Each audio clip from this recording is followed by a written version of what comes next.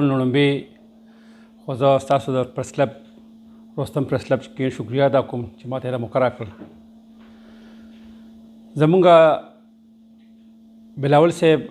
او بر صوبایي کابینټ یو فیصله کړې ده چې هغه نامدار خان د شهید افتخار خان شاګې فرزند هغه د ضلع جنرال سیکرټري مقرر کړی دی. هغې خاندان ته او هغې ته مونږ ټول د پارټۍ طرفه د یونین کونسل بشکالي د طرفه او د پی کې 55 د طرف نه مبارکباد ورکو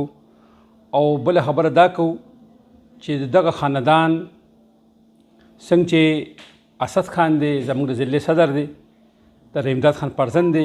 څنګه د هغې قربانۍ دي دې پارټۍ کې پلار په نیکه باندې قربانۍ ورکړي دي دغسې شهید افتخار خان شاګې چې کوم د پارټۍ لپاره ځان قربان کړی دی او د بي بي په سالګرې کې هلته تلو برسۍ ته ساري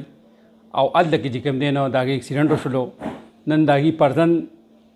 هغه چې کې جنرال سیکرټري مقرر شوی دی. زه امید لرم چې مطلب چې کې دا دواړه ینګ دي اسد خان اتیانو دا چې کې رحیمداد خان فرزند دی او افتخار خان شاګې زوی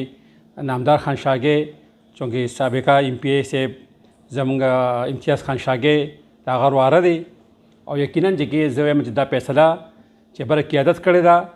صوبایي قیادت او چیرمین بلاول بټو زرداري صاحب کړې ده په دې باندې موږ اعتماد دی او موږ مبارکباد ورکوو او انشاءالله چې کې پی کې 55 په انشاءالله چې کې نو هر قسمه قربانۍ ته تیار وي او انشاءالله چې کې نو موږ به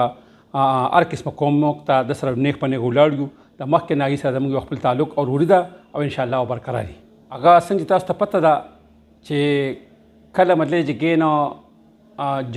جوان وي سړی هغې طاقت زیات وي چونکې مطلب اسد خان چې دی رحیمداد خان زوی هم ینګ دی او دغسې چې کې نو نامدار خان چې دی د هغه نه سیوا ینګ دی نو زما دا امید دی چې مطلب څومره ینګ وي انشاءالله او مقام دی د پکار ده نو چې مطلب چې کې دا زموږ د پارټۍ پالیسي هم ده زموږ چیرمین صاحب هم چې کې ینګ دی نو انشاءالله زموږ په دغه سوچ باندې انشاءالله چې کې چونکې باقي خو د دې د پارټۍ جړې چې کې دي په خاندانونو کې دننه دي دي چې د پارټۍ نه پرېښودی د پارټۍ نه بل خوا نه دي تللي نو زما دا امید دی انشاءالله چې کې د دې راتلو سره د دې زور زیات شته د دې کومک شته دی زما ذهن دا وي چې انشاءالله دې سره به چې کې نو چې دې جدوجهد کوي او وخت ورکوي پارټۍ له انشاءالله پارټۍ به مخ په طریقې باندې انشاءالله روانه وي.